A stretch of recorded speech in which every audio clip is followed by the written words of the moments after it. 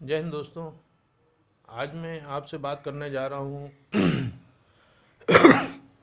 Different different जो education संस्थान हैं, जो शैक्षिक संस्थान हैं, वो अलग अलग किस्म की शैक्षिक अ, सीखें अपने बच्चों को सिखाते हैं। हम हिंदुस्तानियों में एक ये बड़ा प्रचलन रहा है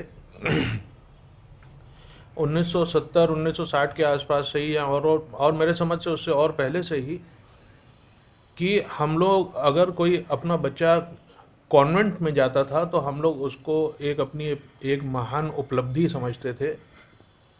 ये समझते थे कि हमने एक बहुत बड़ा तीर मार लिया है।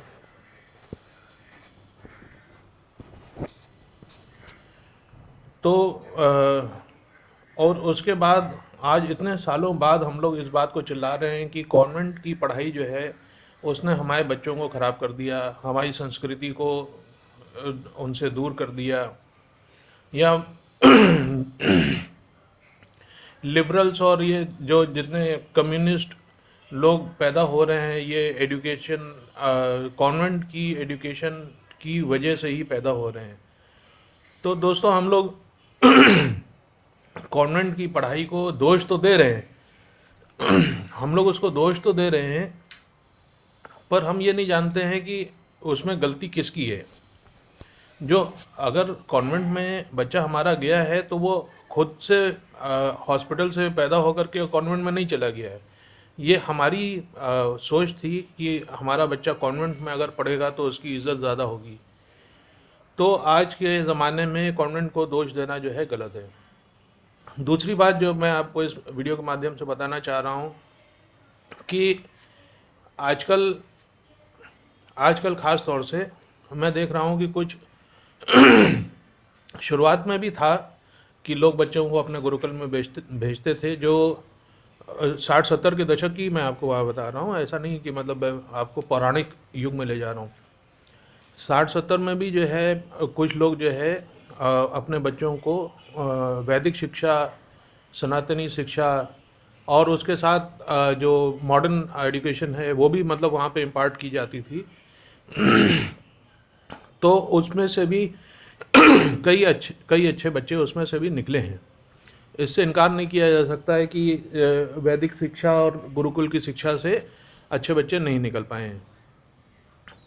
और ये एक तोहमत लगा दी जा रही है, एक एलिगेशन है गुरुकुल्स के ऊपर कि वहाँ पे बच्चों का शारीरिक शोषण हो रहा है। ये किसने फैलाई है मैं नहीं जानता हूँ, और ना मैं इसकी गहराई में जाना चाहूँगा, क्योंकि बड़े बड़े संत जैसे आसाराम हैं, इनके गुरुकुल के बारे में बताया गया कि बच्चे मार के डाल दिए गए हैं, ये है।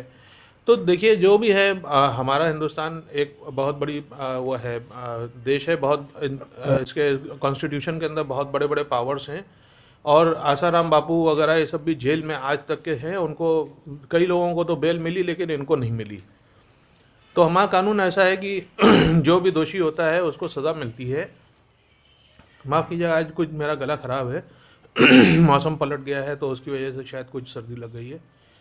तो हाँ, मैं बात कर रहा था, तो गुरुकुल के अंदर इस तरीके की गलत बातें हो रही हैं। तो देखिए, ये एक बड़े इंस्टीट्यूशंस थे, इसमें पकड़ हो गई, इसके अंदर जो दोषी था उसको सज़ा हो गई, और यही तरीके की बातें मदरसे में भी होती हैं। तो मदरसे में जो बच्चे पढ़ रहे हैं, अब तो जाहिर हो गया कि बच्चे जो मदरसे में पढ़ रहे हैं उनको सिर्फ मौलवी बनाने के लिए ही ये बनाया गया है, जबकि गुरुकुल में ऐसा ऐसा नहीं है। ये मेरा देखा हुआ है, मेरा सुना हुआ है, मेरा समझा भी हुआ है, और बहुत अच्छे अच्छे लोगों से मेरी इस बारे में बात होने के बाद ही मैं आपसे ये बात बता रहा हूँ कि गुरुकुल के अंदर मॉडर्न एजुकेशन क्योंकि गुरुकुल में ये था, ऑलरेडी था कि हम साइंस के बारे में, आर्ट्स के बारे में ऑलरेडी बच्चों को शिक्षा तब भी उस ज़माने में भी देते थे और आज भी देते हैं। जो मॉडर्न एजुकेशन आज के ज़माने में हम लोग कह रहे हैं, वो मॉडर्न हमारे लिहाज से बहुत बहुत ही पीछे की एजुकेशन है, हम उनसे बहुत आगे हैं। तो ये जो शारीरिक शोषण वाली बात जो हो रही है, ये देखिए हर जगह हो रही है।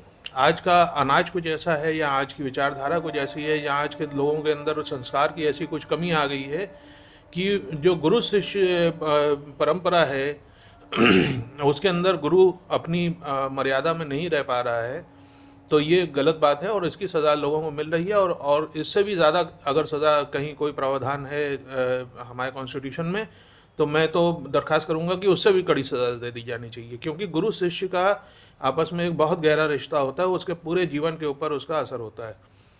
तो हम लोग आज जो कॉन्वेंट एजुकेशन को गाली दे रहे हैं वो देना बंद करें, गुरुकुल के साथ और जुड़ना चाहें और लोग जुड़िए, क्योंकि गुरुकुल जो है कई अच्छे पोजीशन में नहीं चल रहे।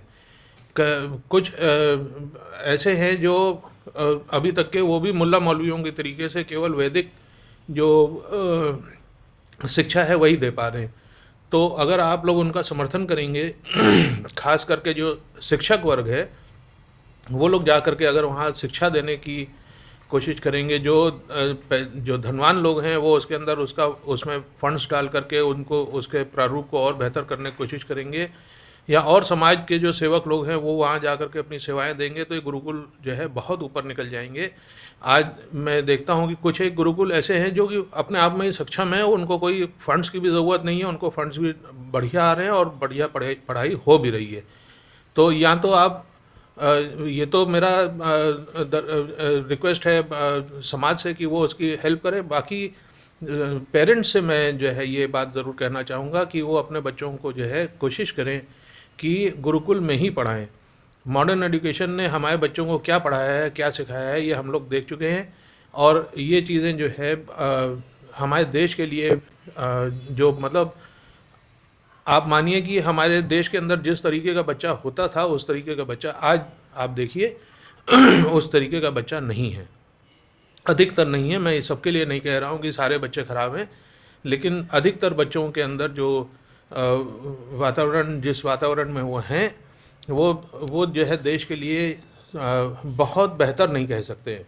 जो हम चाहते हैं कि अब हमको एक अच्छा लीडरशिप मिली है, और हम चाहते हैं कि हमारा देश जो है जो स्वर्णिम काल था, स्वर्णिम काल सिर्फ जो है पैसे से नहीं था, स्वर्णिम काल था विचारों का, स्वर्णिम काल था इंसान की अपनी शैक्षिक योग्यता का। तो उसकी तरफ भी हमको बढ़ने में अपना कदम बढ़ाना चाहिए। जो लेटेस्ट अब जो बच्चे आ रहे हैं, देखिए जो पढ़ाई में जिस मीडियम में जा चुके हैं उस मीडियम में उनको छेड़ने से नुकसान ही होगा, उससे कोई किसी का भला नहीं होने वाला है।